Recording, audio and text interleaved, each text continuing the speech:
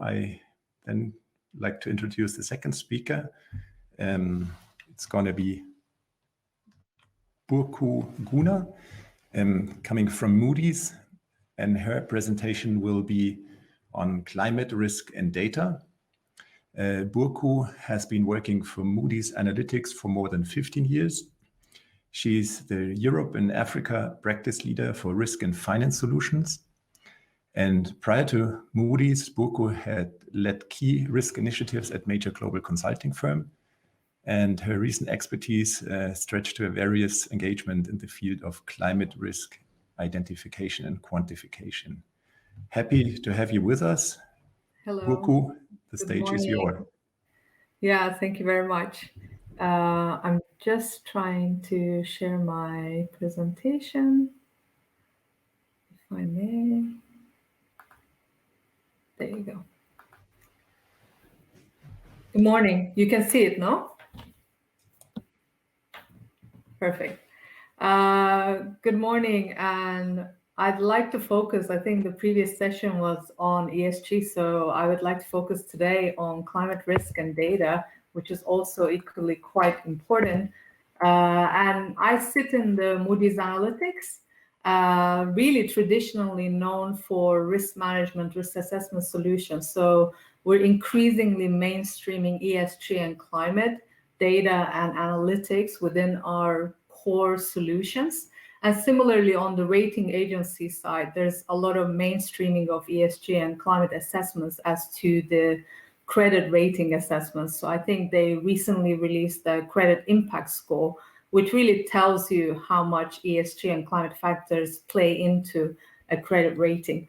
So, and I also work very closely with Moody's ESG solutions. And recently, if you're following the press, we have acquired two really ESG and climate expert companies, one Vigeo Eiris, really a ESG rating assessments firm, and also 427 really brings their expertise in physical risk of climate change and the analytics related to that. So I'll try to give you an overview of what we see as trends and insights and how we also try to help financial institutions with regulation, but also how they adopt climate change within their day-to-day risk management and also strategy.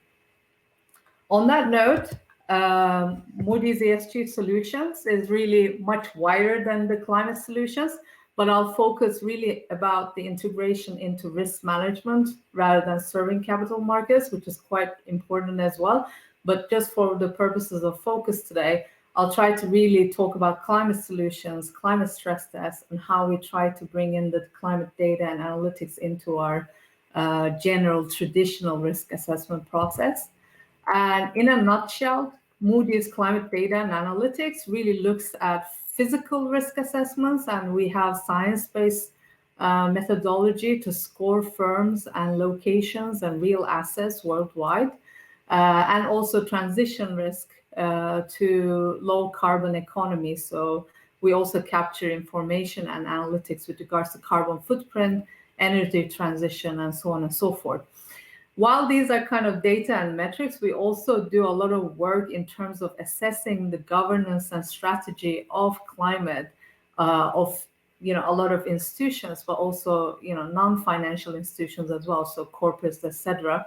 So with regards to, for example, the Task Force for Climate-Related Disclosures, we developed a scanning and assessment tool that really talks about how the climate disclosures of firms are really aligning with the principles and guidelines of the TCFD.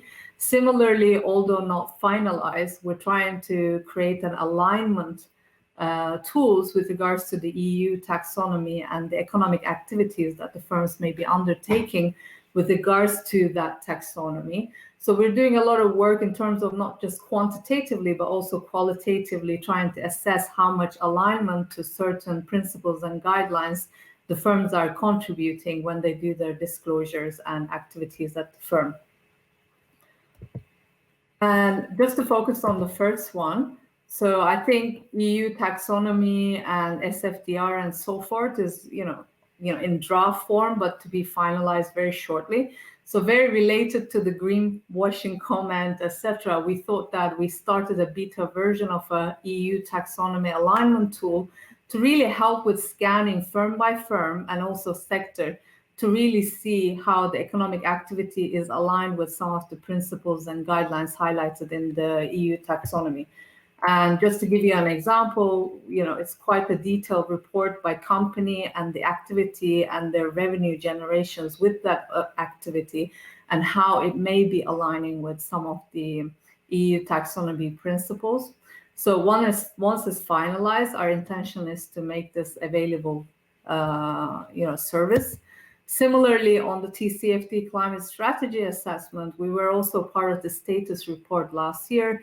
And what we do is go firm by firm, I think 3,100 companies that we look at one by one, trying to assess them against the 11 disclosure elements under the TCFD to really see how much improvement from year on year in terms of the climate disclosures are bringing in different categories, different subcategories. So there's a very detailed 26 criteria that we try to assess each firm against the TCFD principles and guidelines. So it's quite a global database of 3,100 firms, and we continue to also scan that as the climate disclosures increase.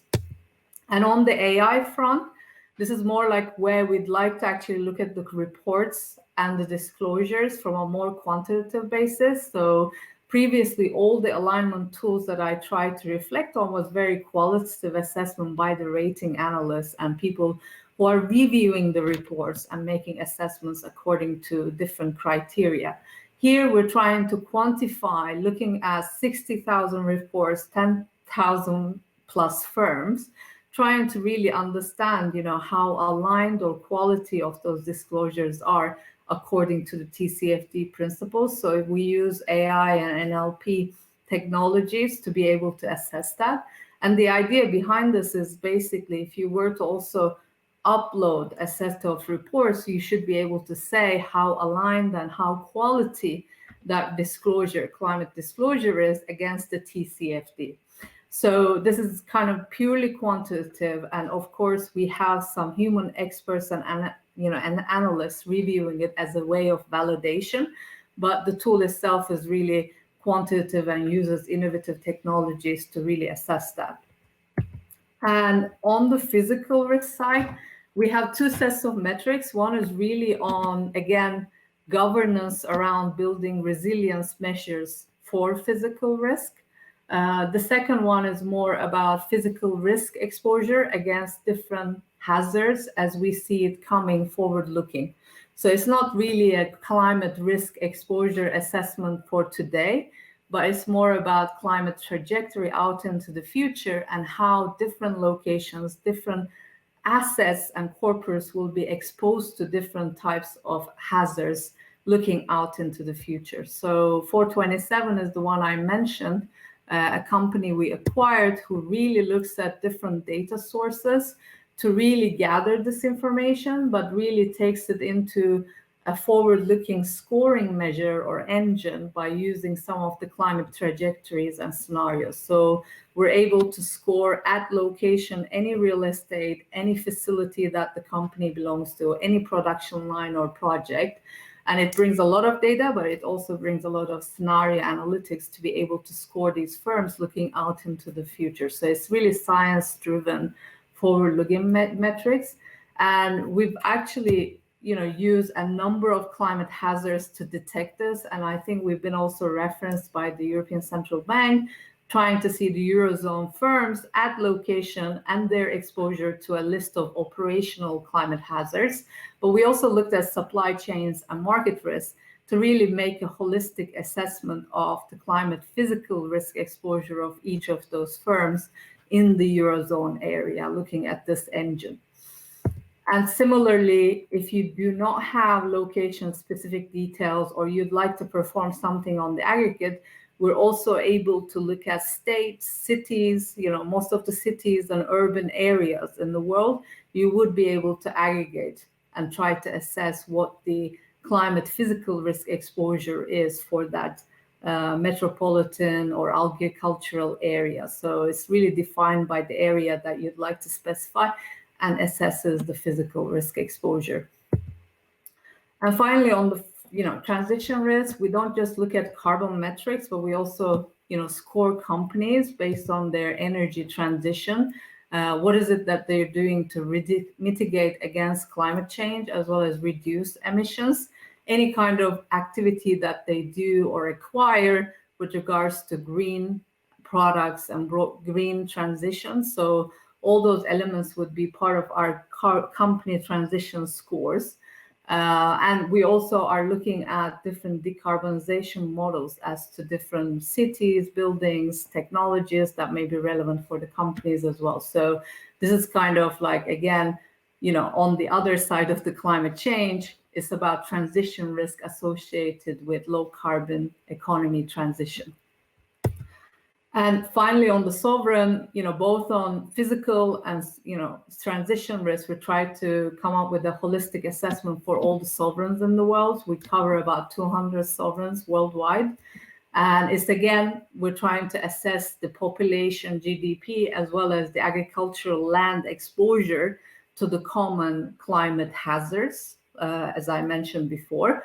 And similarly, we look at the different targets and commitments that the sovereign made with regards to carbon emissions and different conventions internationally. We also look at their individual energy transition score and carbon footprint as well. So there's a fully scaled sovereign climate risk measurement that we provide today. SME is where, I guess, the private firms is where there's going to be a lot of challenges with regards to data. That's why I wanted to bring it up here, because there has been a lot of discussion about public data and public reports. But in our perspective, there's also a way to assess the non-public firms if you were to bring qualitative and quantitative elements together. So that's the number one I mentioned there from predictive scores, which I'll talk about a bit later. So we try to help clients assess SME ESG insights by either bringing into our methodologies as to questionnaires about ESG, but also using some machine learning techniques to actually do some predictive scoring. In there, again, the premise of it is really the ESG methodology that Vigeo Eiris has, together with climate methodologies, and really try to create a scorecard using some of the machine learning as well as statistical analysis to really say what would be a benchmark score for this private firm, looking at all the data I have on both public and private firms, and then really benchmark a score based on the data I have on an SME portfolio. And in doing so, we obviously have two options here. We can look at it really qualitatively and do a very long, comprehensive questionnaire if that's the idea. But what we hear from the market is it's very difficult to do so, and most of the time, customer engagement is that there's not that a lot of contribution to a questionnaire. So in that regard, we created a platform where we look at elements of a scorecard, but use the historical and current data that we have on both public and private firms to really automate the process about benchmarking or predicting the score. So again, we use like an element of company information we have, company disclosures that we may have from the Bureau van Dijk private firm database. We try to bring in socioeconomic, macroeconomic elements into it and really try to indicate what would be a score for a firm that may not necessarily publish any ESG relevant information. Again, like I said, we try to bring like statistical analysis together with alternative machine learning techniques to kind of come out with a predictor score that is really purely for a private firm kind of focus. And finally, how it gels together is like, I think one thing is to identify climate risk. So there's a lot of data and predictive scoring one could do to cover a risk identification as to ESG as well as climate. And then the second element is really about climate scenarios and how you can translate those into what I call the traditional risk measures, such as PDs, credit ratings, as well as spreads, and really report these as part of your TCFD, or really use it in your customer engagement as to credit analysis, et cetera, et cetera. So, on our side, our spirit is really identifying climate as well as ESG risk, but really in the context of quantifying the impact of those into credit quality or portfolio measurement kind of methodologies. And on that line, it's really a combination of data together with scenarios as well as PD models and so on and so forth. So this is like in a nutshell, and I'm happy to take any questions if there are any, Alexi. Yeah, thank you very much for these very detailed insights into climate risk. I see we have some questions. The first is, do you also measure the influence on counteractions like CO2 tax on ESG data?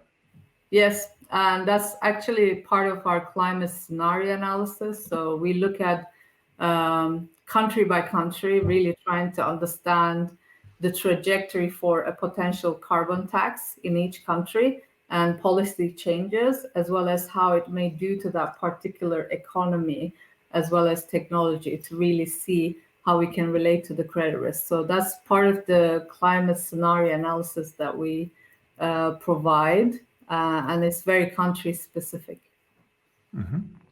Thank you.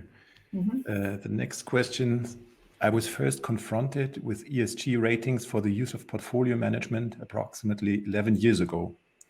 How have ESG ratings improved, quotation mark, since then? I think especially if this is a question about the credit rating agency, I think they publish a lot of research along how ESG is increasingly becoming a core part of their credit assessments.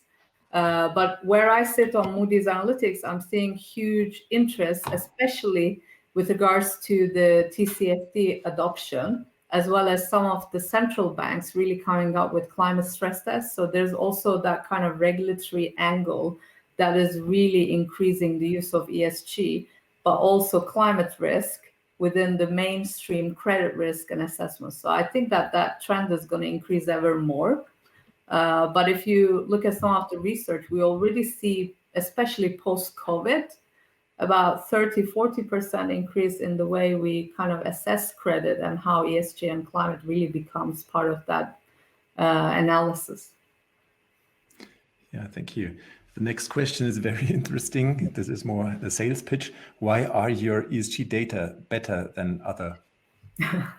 It's different. It's very granular. So I think there's a lot of ESG assessments and a lot of studies that's happening right now by different bodies as to convergence and divergence of ESG assessments. One thing is that I see a lot of financial institutions having multiple sources of ESG where they try to see the deviation, right, on their portfolios. That I would welcome anyone to do. There's no one view that is perfect, if that makes sense. The second one I would definitely say is like ESG in the way we translate is that it's very granular. So we'd like to go ESG, but like 170 plus sub-scores and factors. The reason we do that is also part of the kind of work that we're trying to also incentivize as to on-demand scoring and predictive scoring. So there's no perfect data that's ever going to be available. So as a result, if we are able to capture granular information, then your dimension of scoring improves. So there's kind of like a spirit of two things here. So we try to be as granular as possible when we do ESG, and then apply that to other domains such as credit risk or predictive scoring whenever we could. Yeah, you're right. This pretty much depends on the perspective of the ESG data. Yeah. I mean, the correlation of different vendors is very low, which means that there are so many different angles and so many different problems. I mean, if you have qualitative goals and you want to quantify this, this is very difficult. Yeah, equality, I think for instance. transparency is key. I think comparability is going to be very difficult as we progress in years, but I think transparency is going to be like where I think the richness of analysis will come forward. At least, you know, even in climate and TCFD as well, right? Like there's no one perfect way of reporting or disclosing, but we're trying to capture at least common elements that may help us kind of determine that alignment or quality. Yeah. Thank you very much. We're approaching the end. I see it's 1 minute left. So I want to thank you very much for this presentation.